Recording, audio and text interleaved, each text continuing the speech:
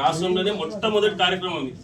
ఇప్పుడు మనం తీసుకున్న ప్రోగ్రామ్ ఏదైతే ఉన్నదో ఇది మొట్టమొదటి కార్యక్రమం తెలంగాణ రాష్ట్రంలో మనం తీసుకుంటున్నాం. ఇప్పుడు మీ ఊరు మన మండలం మన యొక్క అదృష్టం పెద్ద మనుషుల సమక్షంలో రేపు రాబోయే నెలలో మార్చ్ ఎండింగ్ కానీ ఏప్రిల్లో కానీ ఈ యొక్క తెలంగాణ రాష్ట్రంలో అదేవిధంగా భారతదేశ వ్యాప్తంగా కేంద్ర ప్రభుత్వం కులగణన జనగణన చేయబోతున్నది.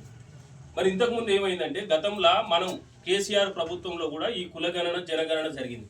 ఈ జరిగినప్పుడు ఒక పొరపాటు ఏమైందంటే మన వాళ్ళు పర్టికులర్గా మన కమ్యూనిటీ అది అనుకోకుండా ఏ వాతావరణంలో అది వచ్చింది, కావాలని చేయకుండానే మనలో ఏమైందంటే చాలా మంది గొల్లాన్ని రాపించుకున్నారు.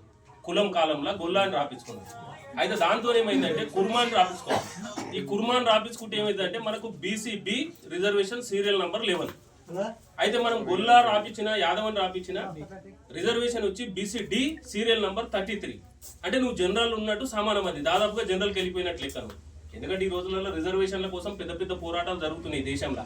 మనందరికీ ఇది తెలిసిన విషయమే. కొంచెం అందరు లైట్లు ఆన్ చేసినారు ఫోన్లను.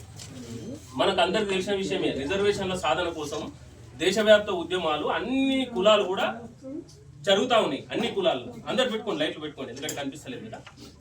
భారతదేశ వ్యాప్తంగా ఉద్యమాలు జరుగుతున్నాయి. ఎట్లా అంటే ప్రతి కులం వారి యొక్క హక్కు కోసం పోరాటం చేస్తుంది, చాలా త్యాగాలు చేస్తున్నారు. మనం చేస్తలేం కాబట్టి దాని విలువ మనకు తెలుస్తలేదు. ఇప్పుడు మనలు కూడా చేస్తున్నారు ఎస్టీ రిజర్వేషన్ కోసం అని చెప్పి. భారతదేశ వ్యాప్త ఉద్యమం జరుగుతుంది, మనది కూడా మన దాకా తెలుస్తలేదు.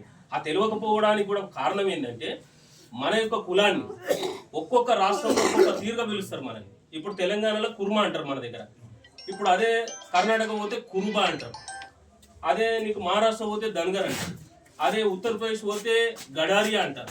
అట్లే మనకు బీహారు మధ్యప్రదేశ్ ఆ బెల్ట్ కొంత పాల్ అంటారు, గడారియా అంటారు, గవారియా అంటారు.